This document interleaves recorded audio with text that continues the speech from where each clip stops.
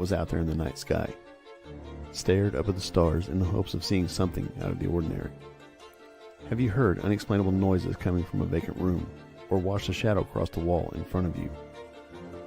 Have you asked yourself if there is life after this one, or if you had life before? What about strange creatures that are mythical and elusive? Have you experienced deja vu or felt a prompting to leave because you felt you were in danger? If you have, you were on the fringe.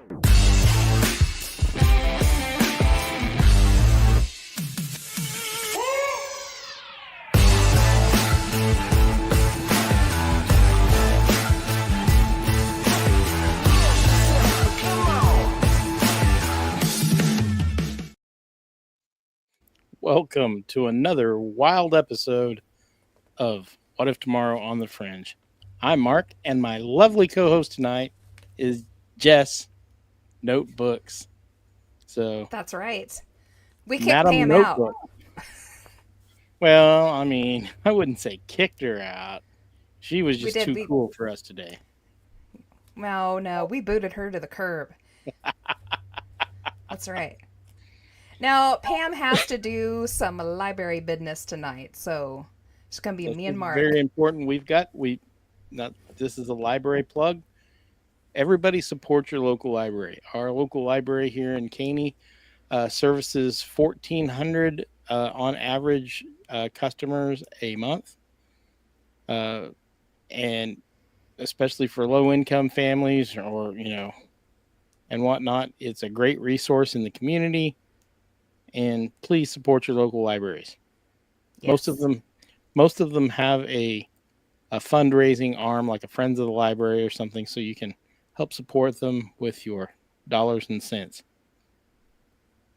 So, oh look, we've got Julie, Enzo, Ian, all on chat today.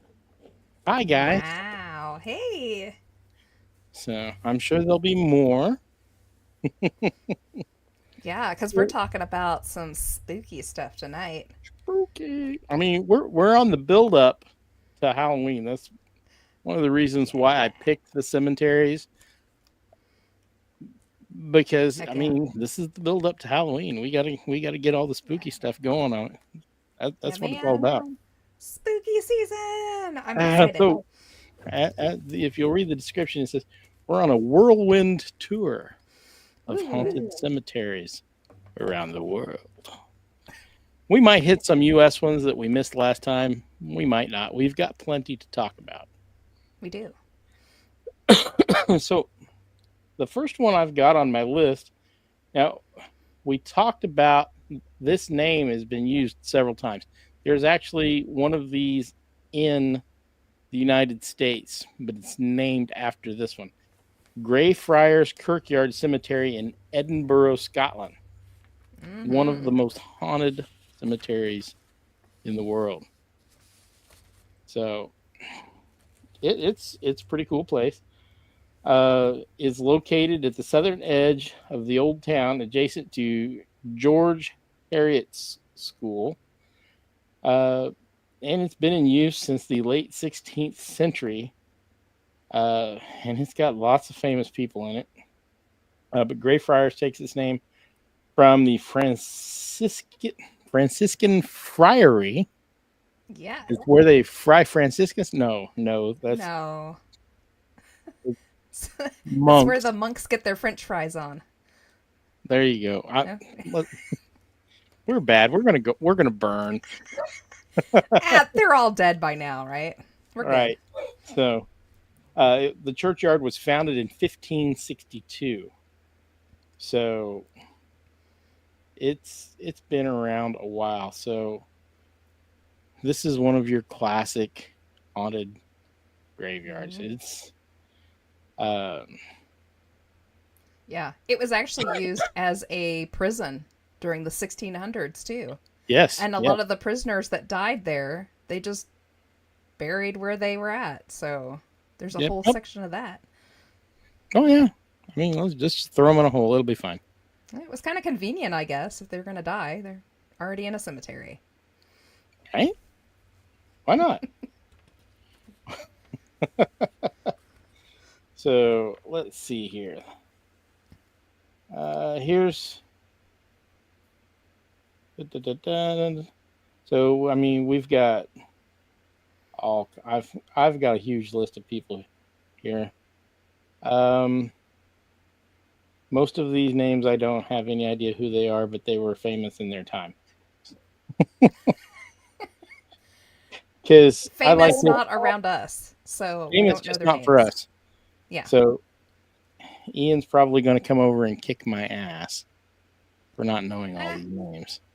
Just say vehicle a lot. He'll be so drunk he won't make it. There you go. Vehicle. Vehicle. Oh We my love you, gosh. Ian. We do. So let me see if I've got any of the. We've got some pictures. Well, while you're hunting up pictures, I'll talk a little bit about the hauntings that happen inside. So, Yes. as Mark mentioned, we talked about Greyfriars in the US the last time, this one, of course, being in Scotland. And we mentioned, Pam and I didn't realize that there was a Greyfriars in the US, and we had mentioned Greyfriars Bobby, which was a little terrier dog that is now one of the ghosts of the one in Scotland. And he has a terrible story, a lovely but terrible story. He spent his life, he was owned by a man named John Gray, who happened to be a night watchman in the area. And part of his nightly ritual was walking the cemetery, making sure, nobody was out and about when they shouldn't have been. And his little dog would go with him, Bobby. And one day he passed, unfortunately. And that little dog just kept going back to his owner's grave every night and would stand watch. And eventually the new night watchman of the cemetery actually kind of took Bobby on. And Bobby continued to go with him nightly, but would still go back to that grave and wait. And then the dog himself died in 1872, I believe. And they actually gave him his own grave, although they're not quite sure if they put the stone in the correct place. I believe the stone's near the front gate, I believe, but they're not sure if that's where he's buried. But regardless, his little... The little ghost dog still makes that troop through the cemetery at night and ends up at his former owner's grave every night. So it's kind of heartbreaking, kind of cute at the same time. Yeah, well, I mean, dogs are super loyal. Loyal. Yeah. So I think I've got a picture of, there's Bobby's tombstone. Yeah. Now, very famously, just outside of the cemetery is a famous restaurant called Greyfriars, and they installed a bronze statue of Bobby outside of the restaurant, and it's a very popular spot to go and take pictures with. And the statue is so beloved, his little nose is rubbed shiny from everybody giving him pets. They think he's good luck. So, well, I mean, he's a dog. Everybody loves dogs. I like dogs. Yeah. I won't have a dog because it's not fair for me to have a dog since I'm never home. But that's why I have cats. They don't care. They hate me. Yeah, they don't. absolutely don't care. Greyfriars is also known for the Black Mausoleum or the Mackenzie Poltergeist, whichever you want to call it. And this one's a big deal. So George Mackenzie died in 1691, and they erected this huge mausoleum in his honor. I actually couldn't find a whole lot of the history on him, why he was such, big to do. But they have this huge one. And apparently, he is the worst poltergeist ever. They have over 350 claims on file right now of poltergeist attacks at his memorial. And it's not like I'll bump you or pull your hair a little bit. They've talked about people being pushed and scratched and bitten and beaten. People have passed out from it. One guy got a broken arm. They report hot and cold spots all around it, knocking noises coming from the actual mausoleum, and horrible hair pulling hard enough that it will yank people back onto the sidewalks. It's a rather nasty situation there. He is. And then I did a little research on it because I thought it was interesting. In 2000, they brought in a professional exorcist named Colin Grant. He was hired to come in and like calm the poltergeist down at least if he couldn't get rid of him altogether. Unfortunately, he didn't stay in the mausoleum for very long because he said that the poltergeist had told him that he was going to murder him. And people wonder if it came to fruition because just a couple weeks later, he died of an unexpected massive heart attack. Well, he was probably worried the spirit was going to come get him and just worried himself into a heart attack. Stressed himself out. Becomes a self-fulfilling prophecy. Yeah. Yeah, Greyfriars is fun. It's a beautiful place. Let's see. Yeah. It's also known for shadows and ball light, and a lot of people think they see the monks at night going in and out of the headstones, and old grave diggers still digging holes, and every little good cemetery lore you can think of is associated with Greyfriars. So, yeah, it's pretty cool. Yeah. All right. You want to do one, or you want me to do another one? I'll do one. All right. So I want to talk about Haunted Cemetery in Prague. This one is an interesting one. The nickname of it for the locals is called the Cemetery of Fools. So it opened in 1906. It's the designated resting place for deceased patients of the next door insane asylum. So we've already got, a good start here with the hauntings. Right. Yeah. The insane asylum, which was called the Bonice Psychiatric Hospital, housed over 2,000 patients. Holy cow. That's a lot. Yeah.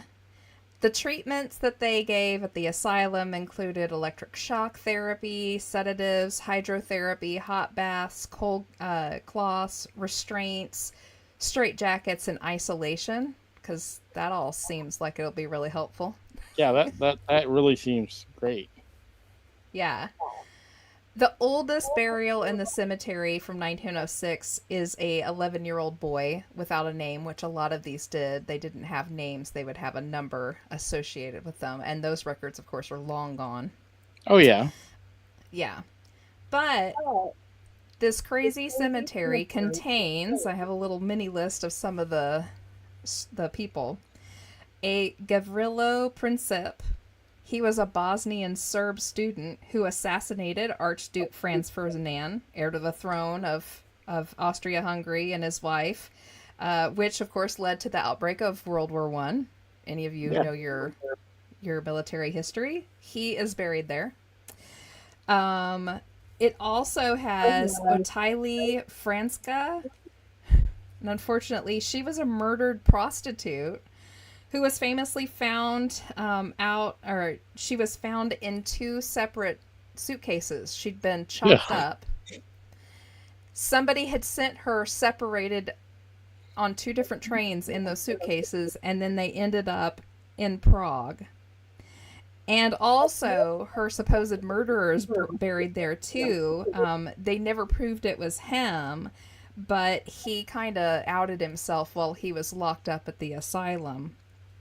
And he ended up committing suicide before he could go to court for all of that. And his name was Sergei Pavlik. I have a horrible... that was completely wrong.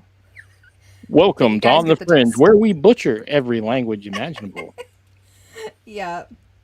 It also contains 48 deceased refugees that all had mental disorders from World War I.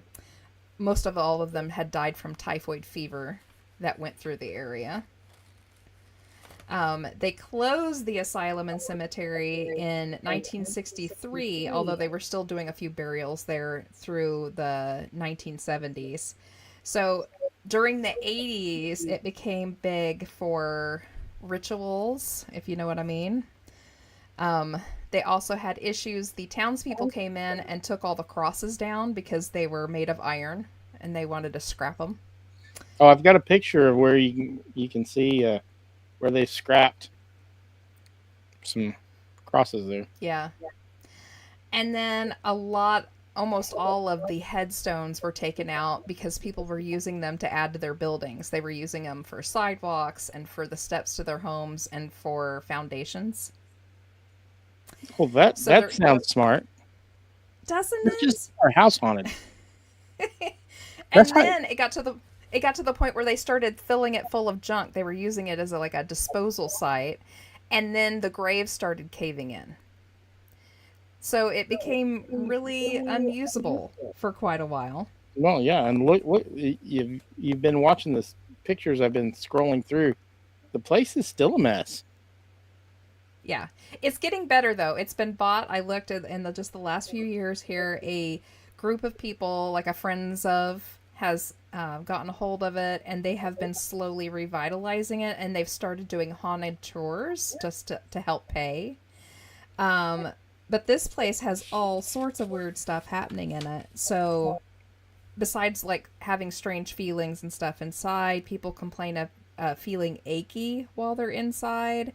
They have issues with anomalies with their phones and with their cameras, hot and cold spots, strange noises, and flashing lights that they can't figure out. There's apparently not any buildings right there in that area to create lights, and there's no lights inside, but they have these weird flashes that happen inside the cemetery. Yep. Enzo says a foundation made from headstones. That'll work out well. Yeah. They never moved the bodies. Mm-hmm.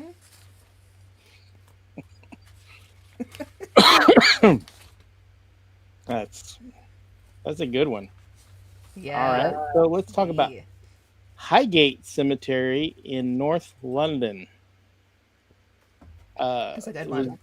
Designed by Stephen Geary. There are approximately 170,000 people buried in around 53,000 graves. Mm-hmm. So, for those of you, pardon me, my allergies are kicking my butt and drainage. So, back in the not so olden times, it was common when a cemetery got full, they would dig up all the graves, the skeletons, and then they would condense everything. And so you would have multiple burials in one grave site. Or sometimes they would just move the bones someplace else, like a catacomb, and store the bones like they're in a warehouse. So they would have more room in the graveyard for more modern burials, so that those graves could be visited by the family or whatever. Mm-hmm. But yeah, in Europe, we're going to talk about the Paris catacombs later. Basically, that's just body storage. They emptied the cemeteries, cleaned the bones up, and basically packed them up for storage. They still do that in New Orleans. Still do that. Yeah. So, I mean, So there's 170,000 people and 53,000 graves. There's a lot of people buried in coffins and urns as well, so that leads to that. Let me see if I've got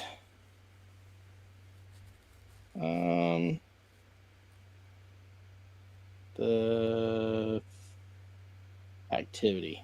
I've got a big list of graves again. Oh yeah, well, we got like 5. Yeah, there's so many buried there. So let me see. Charles Dickens, Karl Marx, George Michael is buried there. Yeah. Yeah, faith, the faith. Well, I mean, it is a very famous cemetery, and if you're in that. Everybody's heard of Highgate. If you're from Great Britain, I'm sure most everybody's heard of it. It's like everybody here knowing about some of our famous cemeteries. You know, Yep. I've of actually course, we may seen be it. just weird because we look for these things, but Yeah. I've seen the front part of Highgate. I've never actually been in it, but it's a beautiful cemetery from what I could see. yeah, I've got But some yeah, pictures here. completely full. So, um, Highgate is famous for the Highgate vampire. Nice. Yep. So, so he has like a whole legend that goes with him. He's a supposed former medieval nobleman, who practiced dark magic in Romania. He died, became a vampire. His followers brought him back here. Actually built him a home that he lived in at night when he wasn't in the cemetery during the day. There's a whole thing that goes with him. So he's supposedly like this tall, dark figure that glides through the cemetery at night. His presence brings a sudden drop in temperature. Watches and clocks stop around him. He terrifies animals. He's also blamed for often found fox carcasses they find in the cemetery. They assume that it was him that did it. And apparently has a hypnotic stare when he's seen if you make eye contact with him, which you're not supposed to do. Well, that's always bad with vampires. Yeah. Other reports in the cemetery, banshee wails, spectral faces, a floating nun. Oh, that's always fun. Yes. There's a ghost that rides through on a bicycle every night. That one's good. I mean, you got to get your exercise, even in the afterlife. Yeah. I don't even People get here- exercise in the regular life, so when you go to find my spirit, I'll be sitting in my easy chair with a book. There you go. That's what I'm going to do. I'm going I'm to be a just lazy very ghost. threatening. Yes. They also hear whispers, bells, and footsteps. And then I have a little list of some of the other bigger ghosts that are kind of popular there. So there's one called the Creature. The Creature attacks those who walk too near the fence at night, and it disappears when light touches it. I actually found some stories about it. If you get too near the fence as you're walking by, it'll come through the fence and attack. But sometimes you'll get lucky and a car will drive by, and if the headlights hit it, it'll disappear. I got a video here of live foxes in the cemetery. Oh, I bet. Foxes over there are like deer here. Yeah. They're like armadillos here. They're everywhere. If they're like armadillos, do we find them on the side of the road, propped up with a beer bottle in their hand, or is that just an Probably. American thing? Probably not a beer bottle. Maybe like a wine bottle. I don't know. What do they drink more over there? I don't know. They drink a lot of beer over there. So also they have the Top Hat Man, and he walks the cemetery. I'm guessing he's probably more like just like a hat man, probably a silhouette. They have the Shrouded Figure, and it's a depressed female ghost who only stares at the sky. If approached, she simply disappears and then reappears further away. So like the whiny ghost. Ian says Highgate is one of the 7 cemeteries known as the Magnificent Seven, designed and planned when bodies started falling out of graves in inner London. Yeah. And he also says gin instead of beer. There you go. They're all drunk on gin. You know what? Put a little vermouth in it, and we've got ourselves a party. There you go. They also have a mad old woman ghost. And her story is that she murdered her own children, and now she runs through the cemetery looking for them, with her long, straggly gray hair blowing behind her. Ugh. Yeah. Yikes. Yeah. Then there's the Lady of the Pond. She's a ghost of a woman, and all she does is wade into the pond over and over again. Man, I bet she gets like Maybe she's just swamped by, really like something bad. Maybe it's just hygiene. Maybe. Just, we gotta be clean. But if you want like a gross history to Highgate, so one of the things that Highgate is known for is the exploding coffins. Oh, Yeah. exploding coffins. I did not find that. Yeah. Well, I mean, it was actually the tombs. So, when the underground got full, when they had kind of run out of underground burial spaces, they of course started putting people in little mausoleums and tombs above ground. The issue is that they sealed them up too well. And they were up where the sun was shining on the marble and stuff, and it would heat them up, and the bodies would create an over amount of gas because they were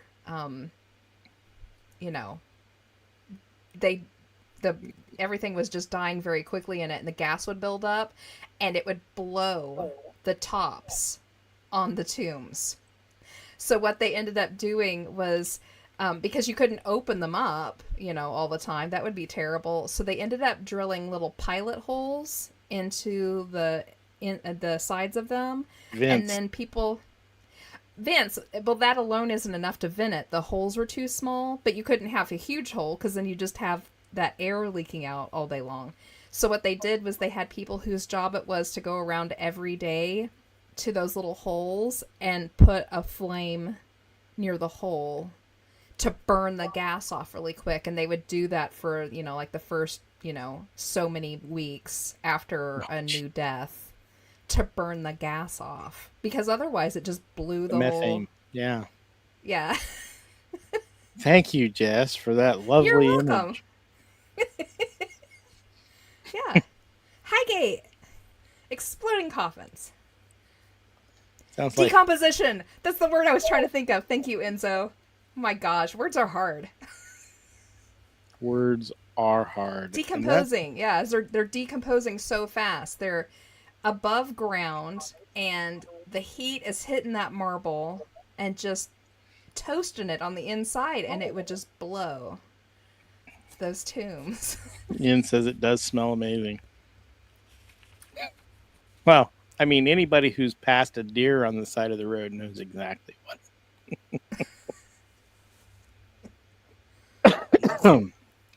There's a reason why they let those get hit a few times before they come pick them up. Because when the highway crews try to pick them up before they burst when they try to pick them up. Mm-hmm. Yeah. Mm-hmm. Oh, dear. All right. What are we going to talk about now? Let's move along. Well, let's something not quite so gross. Let's see. Well, it's your turn. Oh, it's my turn. Okay. Well, let's do what sounds good. Oh, I know. Let's do the Valley of Peace necropolis in Iraq. Ooh. So it means Valley of Peace. I don't have the real name down here because it's uber long and uber unpronounceable, at least for me. So I wasn't even going to try. But it means Valley of Peace. It's also the oldest cemetery in the world. And it's also been the longest running. And it's also the largest in the world. So it contains over 5 million graves. How many? I think I wrote it down. How many acres it was? I don't know, but here's a picture of it. And for reference, that line up here, that's the road, and those little dots are cars. Yeah. It's bigger than most towns. It's been actively used nonstop for the last 1,400 years. If that gives you any clue what we're looking at here. So the interesting thing about this cemetery is it employs multiple grave diggers because it's being used by everyone. And unfortunately, they have an extreme turnover rate due to the high strangeness and hauntings that happen inside the necropolis. Reports include bodies climbing out of their graves, witches, jinn, creatures, ghosts, curses, all sorts of stuff. It's also famous for something called the Ghoul's Dine. It's actually a class of jinn Ew. that eat the flesh of living and dead humans. And apparently it's something that is consistently seen inside the cemetery, especially by the grave workers. Ugh. Yeah. They have something else called the Jumper. It's a creature that takes on strange forms and jumps from grave to grave and carries a long metal pick. It has been seen as a large worm, as a child, as a dog, and also as a cat dressed in a large fur coat. And it just hops the graves with that huge spike. Yeah. It's super weird. They also have something they call the Grave Thief, and it's a ghost who takes possession of burial plots that were illegally resold on the black market to make easy money. And I looked it up. Those grave plots sell for around $4,000 US. Oh, wow. It's expensive to get buried there. Yeah. But so apparently they said many of the grave diggers, if they manage to stay for any length of time at all, retire incredibly early. They almost all suffer from PTSD, and their suicide rates are extraordinarily high. Just from working in there. So there's got to be something to it. Julie said that she thinks people actually sneak their loved ones in there. They might. I mean, and that happens a lot in ancient burials where people will sneak their loved ones into a burial that exists because they don't have money, but they want to properly bury their loved one. So they will put them in the tomb of somebody else. Mm-hmm. Instead of robbing the place, they break in and make a deposit. Kind of like those people that dump their family ashes in the Pirates of the Caribbean ride at Disney World.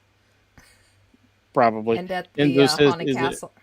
A type of gin or a type of gin? The latter.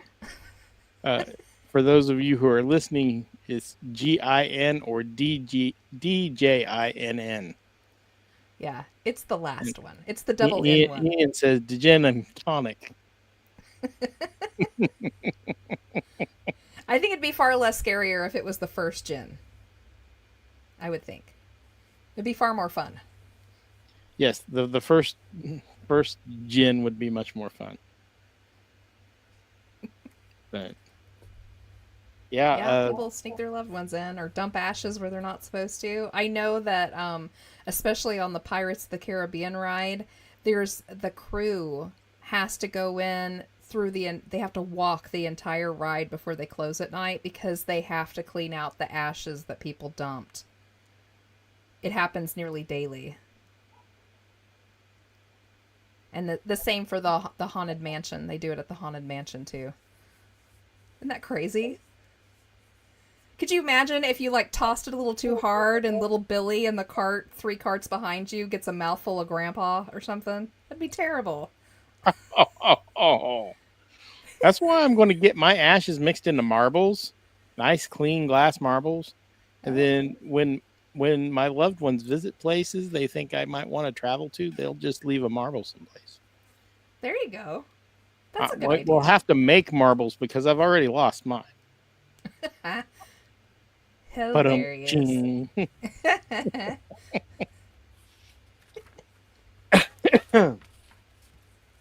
All right, that's a fun one. Let me see. Let's see if I can butcher this. Okay. Hopefully, Sylvain is not on here to listen to me butcher this.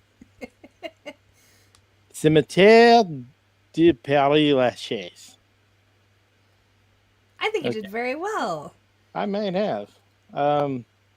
It is the largest cemetery in Paris, France, at 110 acres with 3.5 million visitors annually. The most visited necropolis in the world. Yeah.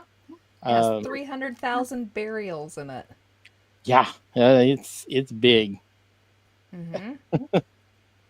Let's see.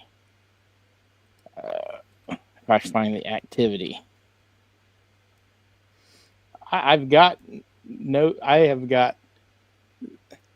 love to show you my desktop. I must have 50 tabs along the top of my second screen here. So let's. So, there's all kinds of funerary art, of course. It's a beautiful cemetery. Thought I had that. I cannot find that tab. Do you have more on that? Yeah, I do. I'll look for my tab. So it's okay. Yeah, Pierre Lachaise is a beautiful cemetery, but it has a really long history to it. At one point, while it was a cemetery, it wasn't prior to it on the land. While it was a cemetery, there was actually a battle there, and a lot of people died fighting among the tombstones. That happened back in 1871. So they have ghosts of soldiers battling inside the cemetery itself, as nutty as that sounds. And I'm sure that all that blood and emotion stirred up whatever was already there too. Oh yeah, most definitely. Ooh, Ian. Jim. He said I slept in a crypt. Yeah, when he was 18. Ooh. On purpose, or did you like get drunk and just pass out somewhere? So the ghost of Jim when Morrison I was 18, that there. would have probably been the answer. Yeah, Jim Morrison is famously buried there, and his ghost is seen all the time. In fact, the famous ghost photos are supposedly of him. I don't know if you could find one of those, Mark. There's a very good one that's very plainly him in the background. Someone had taken a picture of his grave at the cemetery, and bam, there he is.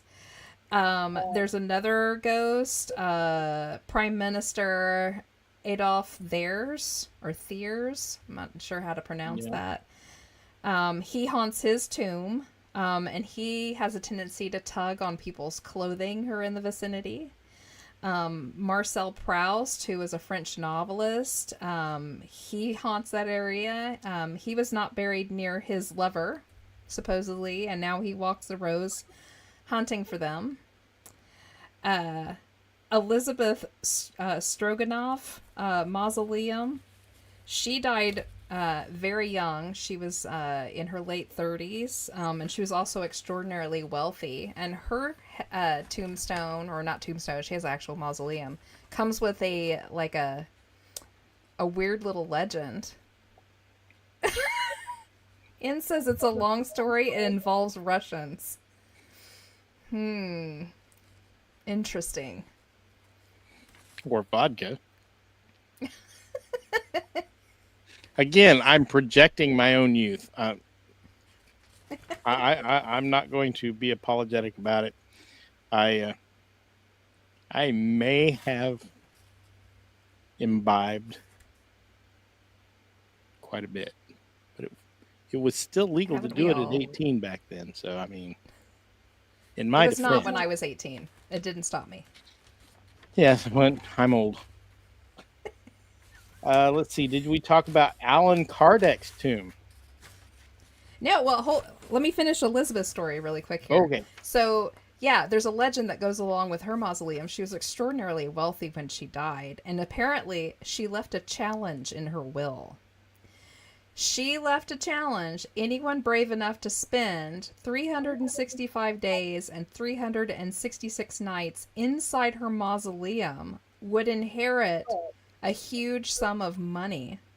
So apparently, a lot of people have tried to do this, but no one succeeded. People claim to feel like the life is being sucked out of them while they're trying to accomplish it. It says it was 1992. Come on, we all did regretful stuff. Well, mine was in 1985. So,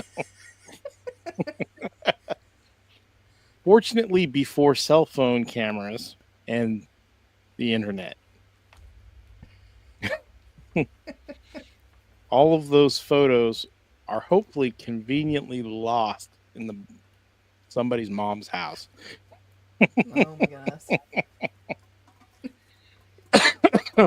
No, I don't think I would have.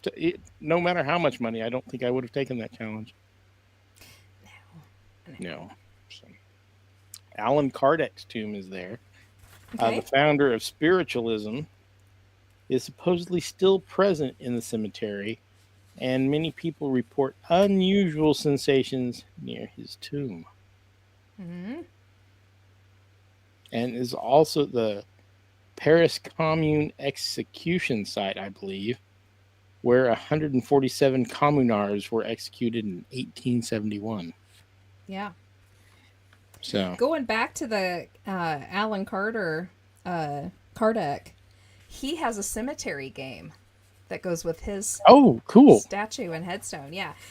Mark and I were talking about this backstage. I had pulled up some of my old information. Pam and I did a whole show on cemetery games on like last year on Bordertown Strange. And it's like the fun stuff you get to do in order to get to a ghost to come, or, you know, you can foretell of your death, you know, all the weird stuff you have to do.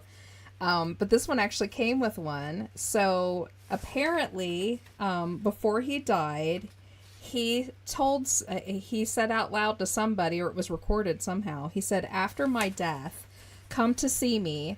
Put your hand on the neck of the statue overlooking my grave. Then make a wish.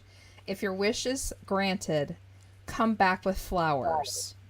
And his tomb, ever since then, has always been completely covered in fresh flowers every day. So apparently it's working. Wow, yeah. That's pretty amazing. Isn't that neat? You know, if I'm ever in Paris, I will be stopping by to visit Mr. Kardec's tomb. There you go. I'm going to wish to be skinny. Oh, I would do that. I'm already pretty. Or maybe to have more gin. The Gin kind. I'm not real partial to gin. I'm not either. I'd actually prefer some whiskey, but it is what it is. Well, I mean, you want me to run over, I can oblige you. Beggars can't be choosers, though, right? Exactly. I mean, yeah. I like gin, you know, if that's all there is. All right, who else do we got? Okay. I've got a few more. Alrighty, go ahead. Okay.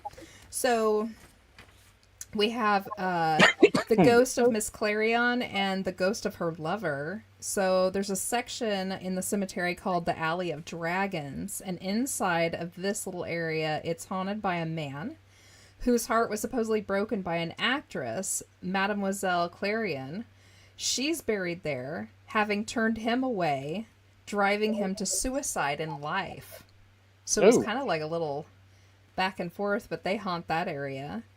There's also the ghost of Countess Demidoff. I think that's what her name is. They call her the Lady in White. She's, you know, your average lady in white that pops up in nearly every cemetery. She died at the age of 40, and her story, I think, has probably gotten mixed up with the other one that had the little thing left in the will. It's very, very close. So I think they've been denoted. There's to always some cross-pollination in some of these stories, yeah. Especially when the kids get a hold of them and they forget who they're talking about. Yeah. Oh, that was the one. That was the one. Yeah. In this one, she also left a large fortune behind. But in hers, her entire fortune would be left to the man who would stay next to her body in the grave for 1 year. And in this legend, 3 attempts have been made. None of them stayed. and one of them went mad. And her ghost is seen walking around the monument. There's also a theory that she was a vampire. So there's that one too. And then my favorite grave in that whole cemetery, and it's not haunted, it's something else. Victor Noir. I don't know if you can find his grave. So, little Victor, he was kind of like a playboy in his day. He was kind of the man about town. He got all the ladies, but was never married. Anyway, he died. Unfortunately, he died in a duel. And when they created his resting place, they made a statue, but he's laying down as when he fell when he died in the duel. He's very well endowed, the statue. And because he was such a playboy, he's taken on this like fertility type of idol situation. And the ladies in the area go to his grave to ensure that they get pregnant, or to find a husband, or to ensure they get a boyfriend. And as you see in the picture here, old Victor's area is quite shiny for a reason. He gets more action than I do. Yes. And so are his lips are also shiny too. It's also popular to kiss him. But if you go and take a look, I don't think we should show it here, but if you go and take a look if you're interested, there are many, many photos that people have taken from behind other headstones showing women doing less than nice things with this statue. Yeah. Yeah. Oh, Victor. He's still getting some even in death.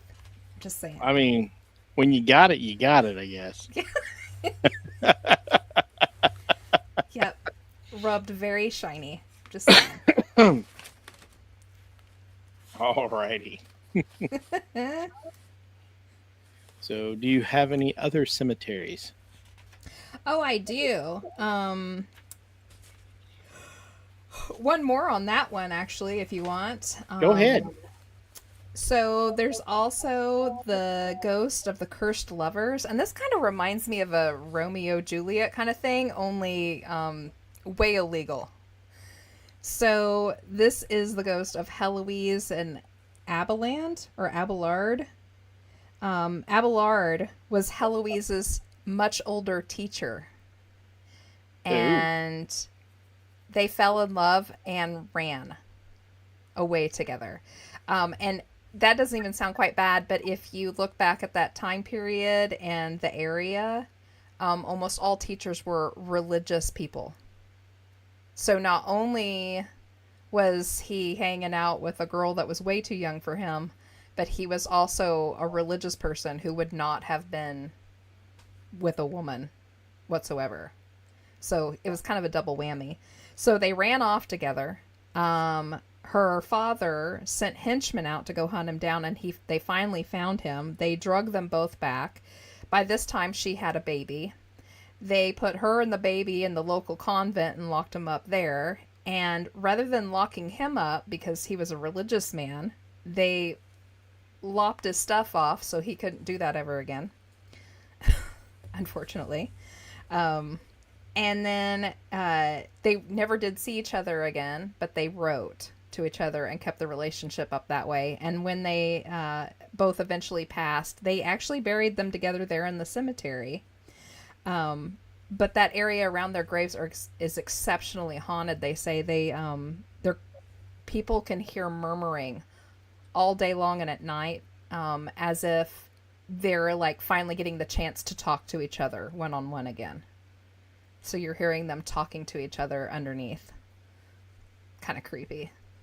Yeah. Let's see. I think I've got another image of that. There's their tomb. They have a very nice tomb, actually. Yeah. The tombs and the mausoleums and stuff, they are just beautiful. So, yeah, that's a sad story. I had forgotten about that one. I couldn't find the actual ages though. How much older he was than her though. I really don't think it mattered in that time period, the age wise. Probably their stations mattered more. Yeah. Because up until recent history, it wasn't unusual to find uh, men who had multiple young wives because so many women died in childbirth. Hmm. Uh, so, I mean, even in our own country, many of our founding fathers, were in their 70s and had a pretty young wife at home, Yeah. uh, trying to pass on the family name and whatnot. So that was a very big thing. You've got to pass Hmm. on and honestly, overall, it was a much higher mortality rate across the board. So you wanted to have Yeah. lots of kids, so some of them made it through to adulthood. Yeah. So, all right, what's next? You got one, or you want me to pop one up? Go for it. All You right, grab so one. we cannot, uh, we cannot uh, not talk about the catacombs of Paris. Hmm. So here's some. Let me share again. Share screen. Here are here are the catacombs of Paris. See, yeah, they've made art out of all the bones. Yeah. You know, and Can you imagine how many people are represented in just that one photo? oh yeah, I mean, look at all the. Goodness. So they remove them from cemeteries and clean them up, and basically they are warehoused and actually quite artistically, really. Hmm. Uh, if you look at it, uh, they used them for structural integrity of the place. I mean, they're. I wonder how many tourists go through here every year. Oh, I can't imagine. I was in France for a little while, and I had an opportunity to do they give tours through these, and at the time, God, it's been like 25-ish years ago that I was there, and there was one like every hour from like, 8 in the Yeah. morning until, and there was like evening tours you could take, like a spooky, like candlelit type of tour. So I'm sure. And I know like the catacombs go on for a long ways, and there's people who have died in there because they got lost. They weren't with a tour, they went down on their own, got Yeah. lost, and died. Oh yeah. I can see it, especially before electric light. Yeah. But yeah, it's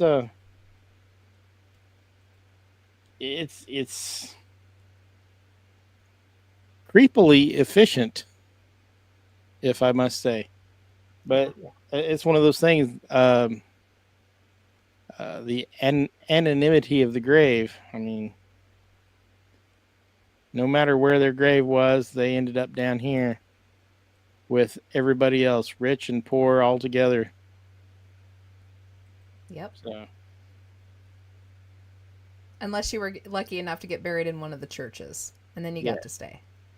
yeah. Basically, Although I don't think that's any better because you're getting walked on all the time. I get walked on all over all the time at work. I mean, it's not going to be much different.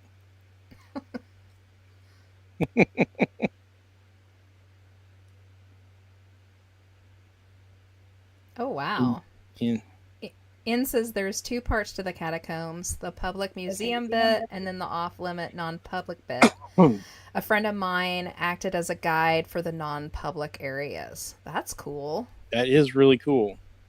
So I mean, for those of you who are listening, if you go back onto uh, YouTube or uh, our Facebook page, I'm scrolling through pictures of the catacombs as we talk about them. Uh, they're really kind of amazing. Yeah. So I really should have went and saw them. I was really young at the time, and I just really wanted to go see the art museums and stuff. I was kind of a nerd, so I mean, you kind of still are. yeah, I kind of We am. love that about you. I did, however, it was somewhere in, I'm wanting to say Austria, because we traveled around a little bit. We got to go to a small church that was made entirely of bones. Yeah, Like the I've altar seen was that. bones, and the chandeliers were bones, and everything in it was made of bones. It was incredible. So I did get to see that. So some of the reported phenomenon, I mean, we ought to talk about that. I mean, we could just Hmm. go images. We could just do images all night of this place. Oh Lord, yeah, we could. Whispers and footsteps are heard, and other unexplained noises. Vanishing explorers. We just talked about that. Hmm. People disappeared and been found dead. Um, including one particularly chilling tale involving a found camcorder showing a man's descent into madness. Mm. Well, I have to climb to get to madness. It's no longer a descent. Those of I you do who know listen, I do know there's stories of they call them like phantom callers. You'll be, if you're down there like by yourself, sometimes you'll hear what you think is somebody calling out, like trying to make their way through, or like trying to call you, like come this way, and you're not to follow them because it'll, you'll end up lost and die somewhere in the catacombs because of it. let's see, they've got guardian spirits. Some believe the spirits of those buried within the catacombs act as guardians, sometimes deterring or punishing those who trespass. Hmm. The ghost of Filbert Aspar, the ghost of Filbert, a doorman who died in the catacombs, is said to haunt the labyrinth, particularly around the anniversary of his death. I'm sorry, I'm going to totally butcher his name. Philibert, not Filbert. Oh, So, as it might be like Philibert. A lot of times Philbert, that, yeah, yeah. Philibert. Like I Because said, I know that. I butcher my language. I can't help butchering everybody else's. I apologize, but it's just what you get. Just what you get. Yeah. So, yeah, I mean, there's a lot of, but the activity is all pretty consistent around there. There's no, Philbert is, one of the few named ones. There's so many people there, their names are lost to history. Oh They're yeah. just in there. Yep. But I mean, kind of a way, you're never going to be alone either. So, Could you imagine if they had tried to keep records of everyone that went down there? You would have to have catacombs for the paperwork. yeah. I mean, There would be stacks and stacks and stacks of just the paperwork, just to keep the records on all the people that went down there. It would have been entirely impossible. yeah, especially since when most of those people were being stored down there, there weren't that many people who were educated enough to keep said records. Yeah. And there were, no computers, no file cabinets. It was just, it would have been Yeah. impossible. Yeah, and I'm sure if you were on the lower levels, if you were one of the poorer, nobody kept records. If you Right. passed, you passed, and you got buried wherever they could put you, and that was it. And if you got, disinterred later, you just got put down there, and no one knew who you were. Yeah. Ian says that's what the Vatican archive is for. There's no room in the Vatican archive. It's all full of, all that stuff they're hiding from us, right? Yeah. The chronovisor and the Ark of the Covenant and all of that. Yep. Well, the thing about the catacombs, the reason I don't think they have such uh, energetic hauntings, I guess I would say. I wonder if it's not because, you know, there's whole families down there, of course, Hmm. uh, together, but it's almost like a community of the dead. Everybody's there. Uncle Phil's down the road a little bit, and uh, you know, all your neighbors end up there eventually. It's just like old home day. You're never alone. Nope, you're never alone. You're never alone. So I mean, that's actually that's actually kind of comforting when you think of it that way. Yeah. So, all right, let's see if I can get any weirder. I'm betting I can. Challenge accepted. It's not a challenge. No. I tried to be normal once. It was the worst 10 minutes of my life. That's terrible. I know. Why it would was you ever terrible. do that to yourself? I was trying to get a job. Okay, let's talk about let's move along. Let's do the Libra Laqueta Cemetery in Buenos Aires. Ooh, I have that one here someplace in one of these tabs. Yeah.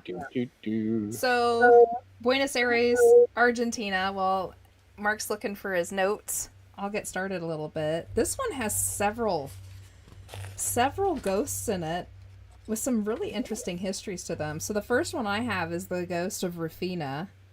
Rufina Cambaceres is what I'm guessing how it's pronounced. She died in 1902. And this one is one of those scary cautionary tale type of hauntings. So she actually suffered a seizure one night while getting ready to go out with her mother for the evening.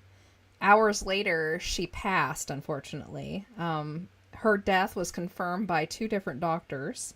She was buried in a tomb at the cemetery when suddenly rumors of strange noises coming from her burial place started popping up by the cemetery workers.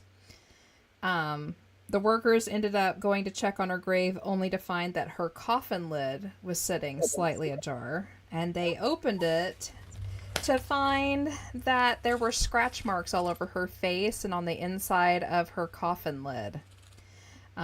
Apparently, she was not dead. She woke up, tried to get her way out of there, and they assume by the autopsy they did, which I'm sure wasn't very great back in 1902. I'm sure they weren't quite Probably knowing what they not. were looking at. They assumed that she died of a heart attack. Heck, she could have died from asphyxias for, all we know, from not being able to breathe in there. I'm sure she ran out Right. of oxygen fairly quickly. Yeah, but her mother was so guilt-ridden for having buried her daughter alive. She reburied her in a huge mausoleum tomb in her honor, and they built a statue for her. And her mother made sure the statue was on the outside of the door so that her daughter would never feel trapped again. But apparently it didn't dissuade the haunting. The sounds of yelling and scratching can be heard from inside the mausoleum, and reports of the statue's hand moving on the door to the vault, because the statue stands with its hand on the door. And the statue's face having the look of horror on it is reported. Which I will don't- scare the bejesus out of me. Could you imagine, looking at a statue and it looks fine and you I look think that's away? this one actually. Yeah, that's it right there. Yep. And when you look back at it, it's like that face of horror on it. That'd be freaky as heck. Yeah, so she was Yeah. buried alive, unfortunately. And that one's a Yep. true story. That one's not just a And legend. there's a lot of those. That happened a lot. Mm-hmm. That's one of the reasons why they exsanguinate you before they bury you now. Mm. You're for sure dead. Yeah. People wake up in the morgue all the time. Yeah.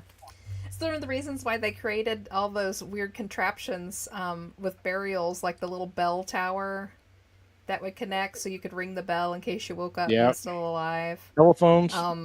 Yeah, phones inside, all sorts of crazy stuff. There was one, I don't know where it was, but I've read about it before. This lady lost her husband, and she was so sure that he was still alive that she had a string run from his grave up to the top and then across, and then it went into her house with a bell on it, so she would know if he was still alive. Could you imagine just sitting there waiting for a bell to ring? Oh my gosh. Yeah. That's crazy. It is stuff. a beautiful cemetery. It is gorgeous. Highly haunted, though. The next one I had was the ghost of Liliana. She died in 1870 at the age of 26.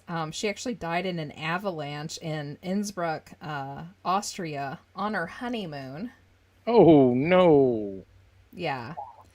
So the interesting thing about hers is her tomb includes a bronze statue of her in her wedding dress and her pet dog, which actually died not too long after her, before they got the statue erected. Actually, the dog is buried there with her, which it wasn't supposed to be. It was a big, thing back when they did it. We weren't allowed to bury a dog in the cemetery, but they did it anyway. The interesting thing about her tomb is it's 3 stories tall. 2 stories down underground is where her actual coffin is, and it's in her remade bedroom. Her entire bedroom was duplicated all the way down to the throw pillows underneath her tomb. Like they put everything back into it, just like her bedroom was at home. Kind of creepy when That you think is about it. kind of Yeah. creepy, but I kind of dig it if you get the money. I mean, why not? Yeah. Apparently it says here it was full of Persian rugs and silk cushions. So the haunting involved with that one is she and her dog are seen walking the cemetery, and apparently it's good luck to rub the dog's nose, which is shiny from being rubbed, kind of like Greyfriars Bobby. His little nose is all shiny. I don't think I have an image of that one. No. Her name is hard to pronounce. Her last name is Szaszak. Can't help you. I'm going to butcher it even worse, just trying to puzzle it out. But anyway, yeah. This cemetery also has a lady in white. Don't all cemeteries have a lady in white or something? I think to it's it? a requirement to be an actual cemetery. Yes. So, and this story that I'm going to tell, everyone who's listening already knows this story. So, but I'm going to tell it anyway. It's the story everyone knows. So, one chilly night, a young man offered his coat to a lady outside of the cemetery who looked cold. They talked for a bit, and then he went home, and the next day he returned to a nearby residence that she had said was her home to retrieve his jacket from her. And on his way past the cemetery, he recognized his jacket hanging over a headstone. It dawned on him what had happened and made a hasty retreat. So that is the same, almost like the hitchhiking ghost kind of story. Right. It's a very common theme. Yes. It's highly prevalent in the U.S., and as you can see, it's highly prevalent down in, Buenos Aires. It's Europe. Anywhere you go, you're going to hear some kind of a version of that story. Kind of like the hitchhiking ghost. You know, the guy picks up the wayward girl on the side of the road. She tells him where she lives, and when he pulls up to her house, she disappears, and he goes and knocks on the door, and the lady tells him, well, that was my daughter, but she died 30 years ago. Ba-ba-ba-ba. Bum, bum, bum. Yeah. We get a little lesson in urban legends. Urban Legends 101. Yeah.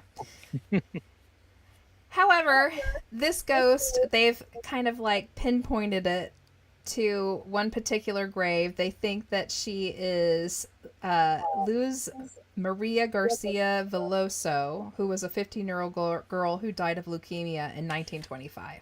I Aw. doubt very seriously. I think she was probably just the closest or the coolest looking grave in that section, so they chose it and gave it this old legend. Yeah, it's been around and for one- centuries. Oh my gosh, yeah. It's old. It's old. An old tale. The last one I have is the ghost called the Grave Digger. And this one's an interesting one. His name was David Alino, and he was the local grave digger for that cemetery for 30 years before commissioning his own statue and unfortunately taking his own life shortly after he ordered it. He now haunts the tomb that he designed. And reports include strange feelings around it, the sounds of digging, and the sounds of keys jiggling right before dawn. Wow. Yeah. So that is the Buenos Aires Haunted Cemetery. Yep. Yep. All right. So let's see. Is the glass vein on your list? Huh. Go for it. Glasgow vein. So this is in Dublin, Ireland. It's a large cemetery which opened in 1832, holds graves and memorials, several notable figures, has a museum. It's in Glasnevin. I don't know. It's in a glass place. Yeah, it's in Dublin. Okay. In two parts. The main part with its trademark high walls and watchtower is located on one side of the road from Finglas to the city center, while the other part, St. Paul's, is located across the road and beyond a green space between two railroad lines. It is a lovely cemetery, of course. So let me see. I've got some. Hold on. 500 tabs here. I really should learn and not do that. You know me, I probably will not. Or maybe I just need another monitor. Maybe you should just get some notebooks. I mean, I could.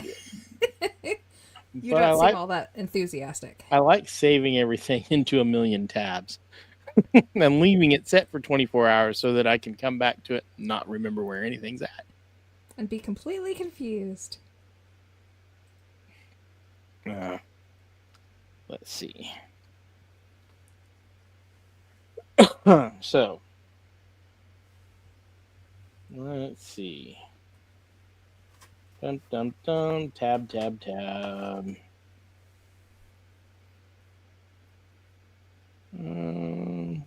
They've got a pub called Gravediggers. I remember that. Okay, I've got some pictures. But it's got, well, those were not the pictures for that. That was another cemetery. I guess I'm just not really as prepared as I thought I was on this one. So,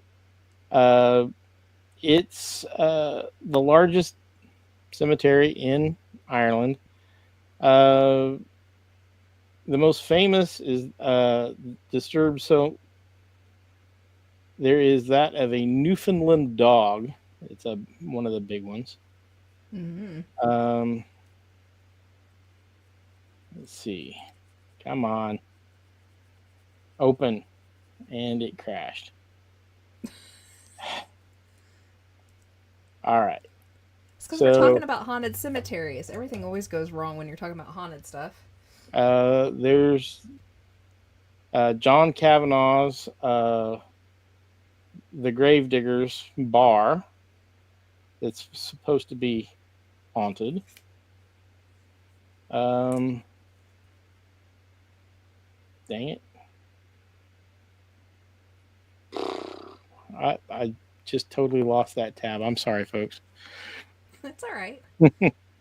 So We've gone through quite a few cemeteries, so we really have. There's just when you get to talking cemeteries. Thanks, Julie. Uh, well, the other day I closed all my tabs at once. That was fun. Uh, but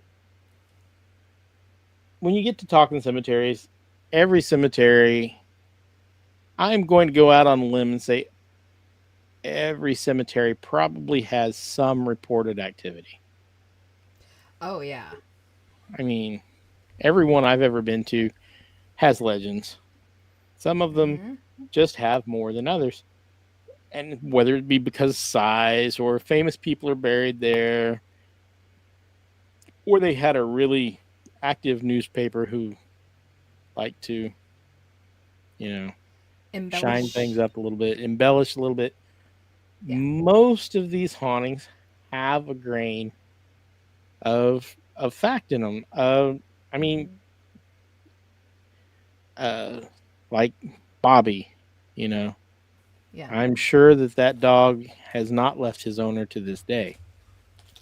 Yeah. So, you know, anybody who knows dogs, they can smell where you are even when you're buried. They know where you are, and they will come back. They are the most loyal creature on the planet. Julie says she's a multi-tab person too. She feels my pain. Um, I appreciate that. I try to be better. I've been trying to print stuff out. Um, but I, there was just so much stuff. I said, "Oh, I'll just use tabs. It's easier." And it is easier until you know, delete the wrong one. Yeah. But yeah, when you're talking cemetery, almost all of them's haunted. We've got a couple of them that we like to visit from time to time to check Oh yeah. on the hauntings there because you get you get to be where you feel like you know the spirits there.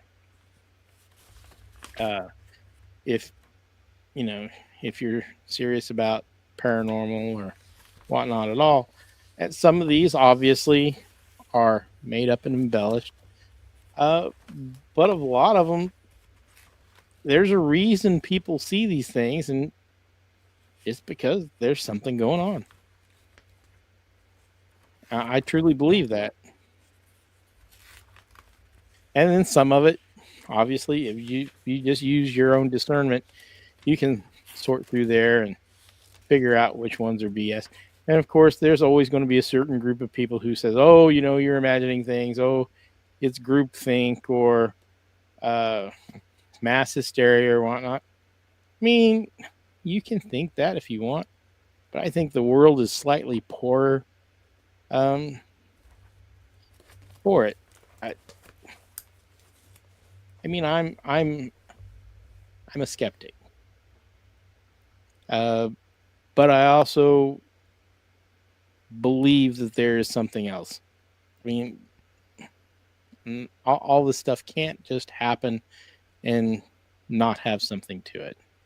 Mm-hmm. Um, so I enjoy scrolling through these stories and reading about the famous hauntings. And quite frankly, some of the stories that you read about these people who are buried in some of these cemeteries, some of them are sad, some of them are happy, some of them are inspiring.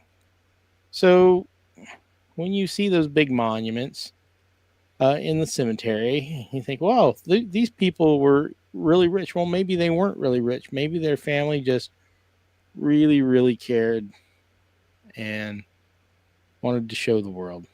So just think about that. And we don't do things as grand as they did back in the day generally. Mm-mm. Um, some of these cemeteries are worth visiting, not for the stories, not for the, uh, you know, ghosts or whatever. Some of them are just worth visiting for the history and the architecture. Yeah. The funerary art is Yeah. amazing if you really look. Did you guys do a show on funerary art? Yeah. Yeah, we did. Kind So of how to read the stones, and get on there's some amazing YouTube. stuff. Get on YouTube and look up Border Town Strange and check that episode out. I bet they've got lots of great pictures. Check it out on your local podcast provider. And check out our back catalog on Spreaker. You can go through all of our shows, make fun of us all you want. I'm sure we could probably go through a few more. I think we've covered a lot of the big ones there. Yeah, we've covered the big ones. So, we might revisit some of these later. If send us a message on our What If Tomorrow podcast group or What If Tomorrow media page. Just drop us a line and say, hey, we want to listen to more on this one. Why not? We can do a deep dive. That's always fun. But with that being said, I think this is probably a good stopping point. Yep. I deleted half a dozen tabs that I didn't intend to. So it's about an hour and a half, so we try not to make them too long. So anyway, folks, I hope you've enjoyed our breakneck tour through haunted cemeteries around the world. There are so many more. Like I said, we'll revisit this again, I am certain. But leading up to Halloween, I just love the hauntings. Yeah. The hauntings are fun. So if you've got a good story about a haunted cemetery that you're aware of, hey, drop us a line, tell us your story, and maybe we can do a deep dive on that. Yeah. I'd love to do that. I like deep Julie dives. says we could go for 3 hours. Julie, I would love to go for 3 hours, but 3 a.m. comes real early for me. So it does. my day job is starts early and ends late. Yeah. So unfortunately, this is not a money-making thing for us. We do it because we love it. And no other reason. Yeah. And no other reason. And no other reason. I love talking with my friends, and I love hanging out with you guys in the chat room. And we will catch you again in 2 weeks. In less than next week. Mark is going to be on Bordertown Strange. Yep, that's right. Along with Enzo, and Pam will be back again. And we're going to have on Big Willie, who is kind of dipping his toes back into podcasting again. Wonderful. So we're going to have him on, and we're going to talk about Strange, Michigan. Madness. Yeah, which is where Big Willie hails from. So he's kind of the guru on all the crazy that comes out of Michigan. It's going to be a big one. We love Big Willie. Yeah. All right, folks. Well, we will catch you all in a week on Wednesday on Bordertown Strange, and in 2 weeks from today, right here on What If Tomorrow on the Fringe. Good night, everybody. Good night.